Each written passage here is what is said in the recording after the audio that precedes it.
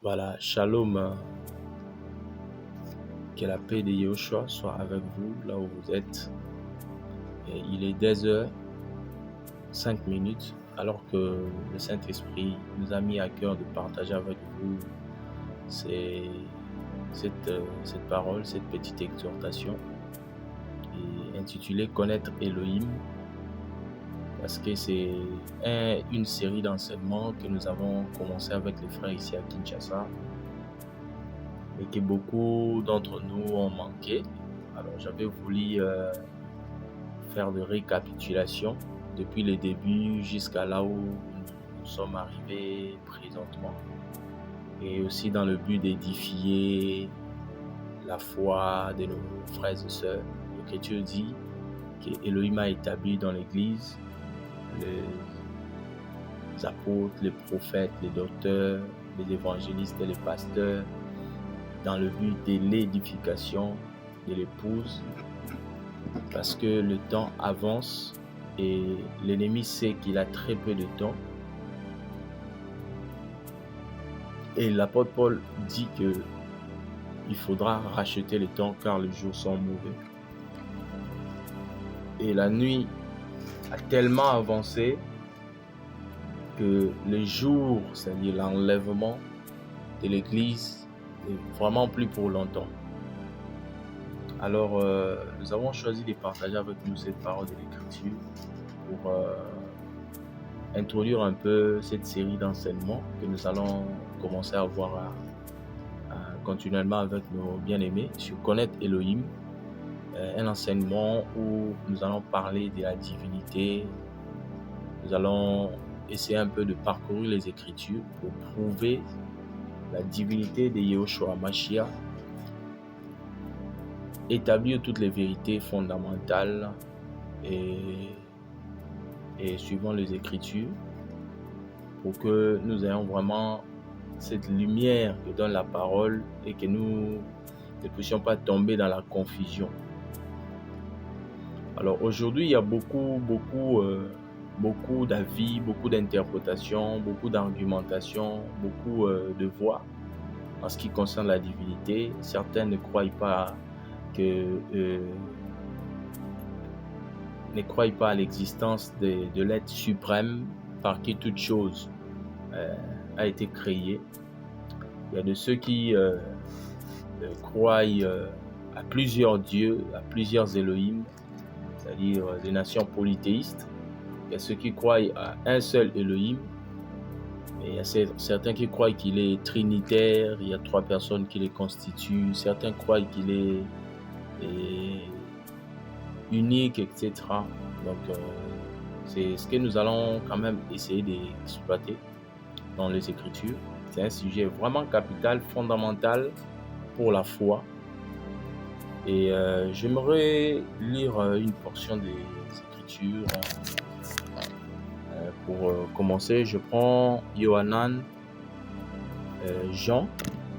J'aimerais aussi dire que vous remarquerez, j'utiliserai beaucoup plus de noms des auteurs en hébreu et je donnerai des équivalents en français. Et je crois qu'au moment venu, nous allons dire pourquoi. Et dans le groupe aussi, nous allons partager une version de la Bible qui a maintenu tout le nom en hébreu. Et je prends Yohanan, Jean, chapitre 17. Je lis le verset 3e. Yahushua dit: « Or la vie éternelle, c'est qu'ils te connaissent, toi le seul véritable Elohim, et celui que tu as envoyé, Yahushua HaMashiach. » Ici, le maître, Yahushua lui-même nous enseigne, il nous révèle quelque chose, ce que la vie éternelle, pour y accéder, il faut que nous ayons la connaissance de Elohim véritable et de celui qui a été envoyé pour notre salut. Et nous allons tous dans des assemblées, dans des églises, nous allons prier, nous jeûnons parfois. C'est parce que nous croyons en quelque chose, nous espérons au fait au salut. C'est parce que nous voulons un jour être récompensé, un jour être sauvé. Et cette écriture nous éclaircit pour nous dire que la vie éternelle, c'est aussi la connaissance de Elohim véritable. Parce qu'aujourd'hui, l'Écriture dit que quand bien même il y a plusieurs Elohim pour certains, dans, je prends 1 Corinthiens chapitre 8, que nous allons aussi lire par la suite. Mais néanmoins, Paul reconnaît pour lui qu'il n'y a qu'un seul Elohim. Il y a un seul Elohim, c'est ce qu'il reconnaît. Donc, ce qui veut dire qu'il est vraiment capital pour tout celui qui s'approche d'Elohim. Il est vraiment capital pour tout être humain. Il est vraiment capital pour tout celui qui veut être sauvé, d'avoir la connaissance des Elohim véritables. Et c'est ce qui fera l'objet de cette prédication, l'objet de tous ces partages que je vais de temps en temps partager avec nous dans le groupe pour que nous tous nous soyons au même niveau, pour que nous puissions vraiment émettre à la même longueur d'onde. Donc les frères, certes, ici à Kinshasa, sont un peu en avance, mais qu'à cela ne tienne, nous ne cesserons de partager pour que chacun reçoive cette parole au temps et que Elohim lui-même avait prévu pour lui. Donc l'Écriture dit que c'est important de connaître le véritable. Et nous allons voir encore une seconde écriture. Nous sommes toujours dans Jean chapitre 4, 4e. Je prends Yohanan chapitre 4, le verset 21 à 22. L'Écriture dit, Yoshua lui dit, femme, crois-moi, l'heure vient où ce ne sera ni sur cette montagne, ni à Yerushalayim, que vous adorerez le Père. Vous adorez ce que vous ne connaissez pas. Nous adorons ce que nous connaissons, car le salut vient des Juifs. Ici, Yoshua s'entretenait avec la femme samaritaine. Tout le monde, je crois, connaît très bien cette histoire. Et vous savez que la Samarie, c'était la seconde capitale, la capitale du royaume du Nord, après la mort du roi Salomon. Si vous lisez dans le livre des premiers et deuxième rois, vous verrez bien l'historique. Après la mort du roi Salomon, Israël, disons, les descendants de Jacob, c'était divisé. Le royaume était divisé en deux grandes parties. Il y avait le royaume du Nord ayant pour capitale la Samarie. Là-bas, il n'y avait pas le temple. Et là-bas étaient partis les 10 autres tribus, à l'exception de Yehuda, Juda et de Benjamin. Donc, Juda et Benjamin étaient dans le royaume du Sud, ayant pour capitale Yerushalayim, et c'est là où il y avait le temple. Maintenant, suite à cette scission, il y avait un roi, je crois, c'était le temps de Roboam, qui ne connaissait vraiment pas assez Elohim et qui s'était détourné de la voie d'Elohim. Samarie avait bâti des hauts lieux pour créer eux-mêmes de propres lieux d'adoration. Vous voyez, c'est pourquoi cette femme-là disait à Yehoshua que nous allons adorer sur cette montagne, etc. Tout ça, parce qu'ils avaient bâti des hauts lieux, faisant de cela des lieux d'adoration. Mais Yehoshua leur dit que vous adorez celui que vous ne connaissez pas. Cela révèle, n'est-ce pas, un temps de l'égarement, un temps de la déviation. Vous voyez, ils adoraient, mais ils adoraient en dehors de la vérité, en dehors de la connaissance. Mais cependant, Yoshua parle avec certitude que eux, les Juifs, adoraient ce qu'ils connaissaient parce que le salut devait descendre de là par rapport à la promesse qui fut faite à notre père Abraham dans Bereshit, Genèse. Si vous lisez dans le livre de Genèse, à partir du chapitre 12, 13, 14, 15e, vous verrez 16, 17, 18. C'est au 18e verset, quand Elohim avait visité le père Abraham, il lui dit, « En ce temps même, je reviendrai encore vers toi et Sarai, ta femme, aura auront un fils. Il t'enfantera un fils.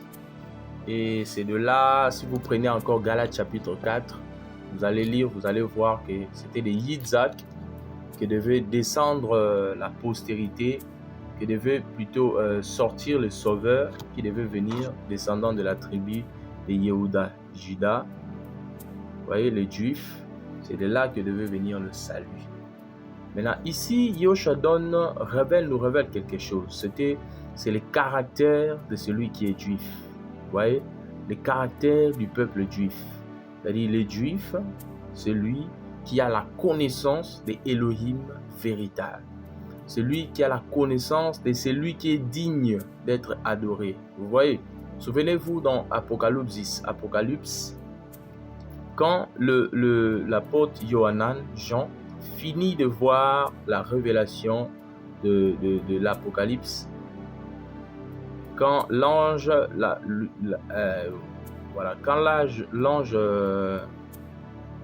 avait fini de lui montrer toutes ses visions, l'Écriture dit que l'apôtre Yohanan a voulu se prosterner devant l'ange pour l'adorer.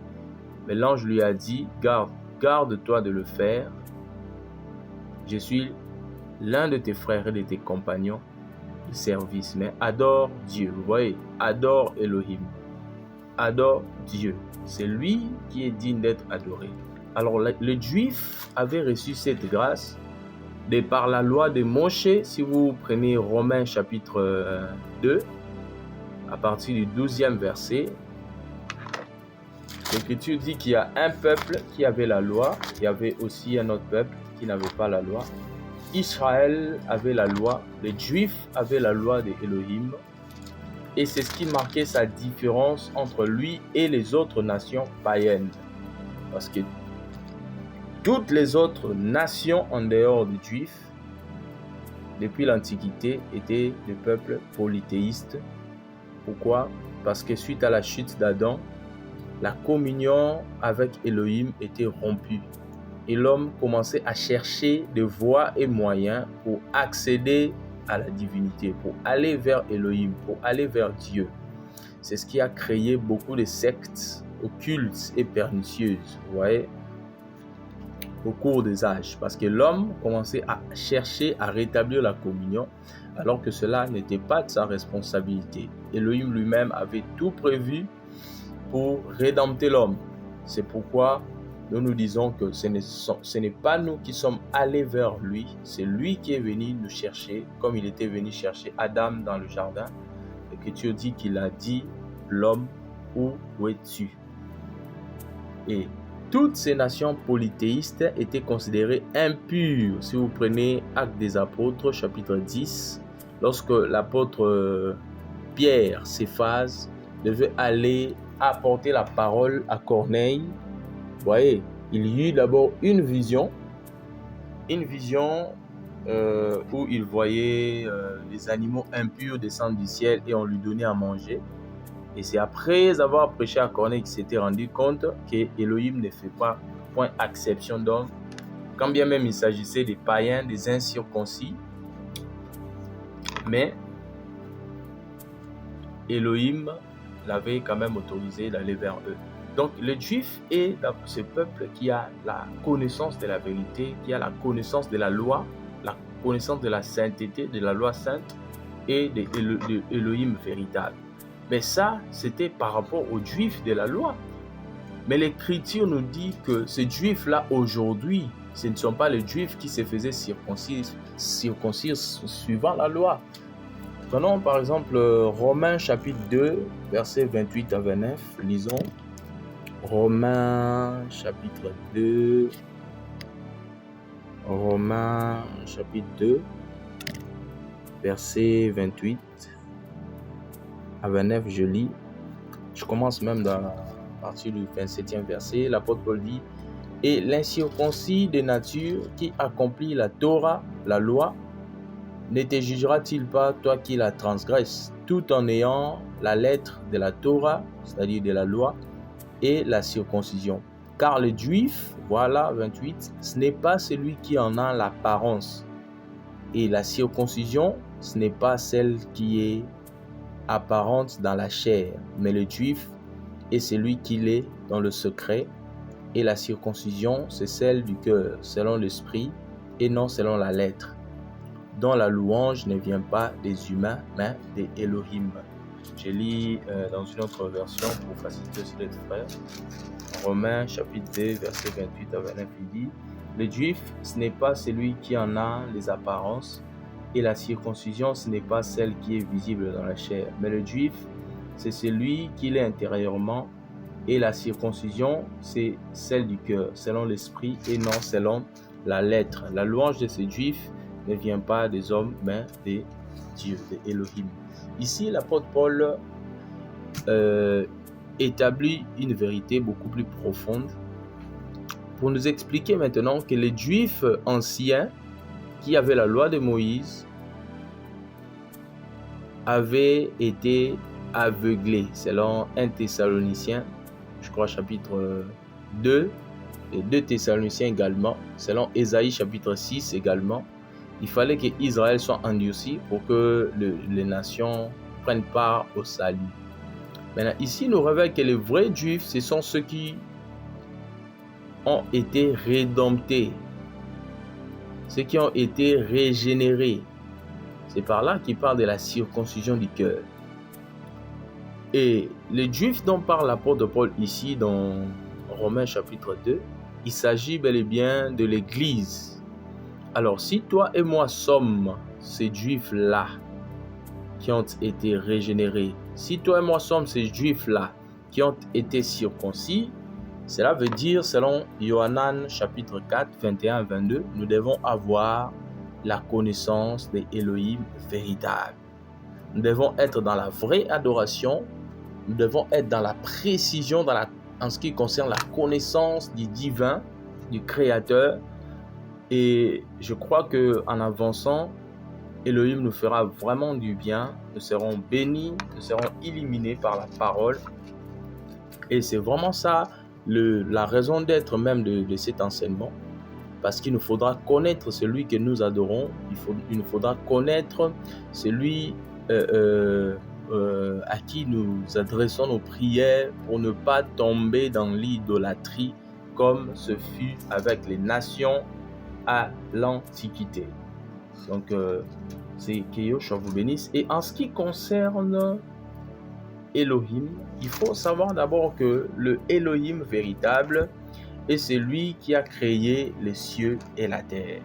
Nous sommes dans même Bereshit, Genèse, chapitre 1er, verset 1er. L'Écriture dit qu'au commencement, n'est-ce pas, Elohim créa les cieux et la terre. Vous prenez par exemple aussi Malachie 2:10. L'Écriture dit: n'avons-nous pas tous un seul Père? N'est-il pas un seul Elohim qui nous a créés? Donc cela démontre que pour être Elohim véritable, il faut être le créateur du ciel et de la terre. C'est lui qui a fait exister toutes choses. C'est lui qui fait exister toutes choses. Vous voyez, frère? Et l'Écriture nous certifie qu'il existe. Prenons par exemple Romains, plutôt Hébreux, chapitre 11, verset 6. Je prends Hébreux, chapitre 11, verset 6. Hébreux 11, verset 6. L'Écriture dit: or, sans la loi, il est impossible de lui être agréable, car il faut que celui qui s'approche de Dieu croit que Dieu existe et qu'il est le rémunérateur de ceux qui les cherchent. L'Écriture dit d'abord que Elohim existe, que Elohim existe avant tout.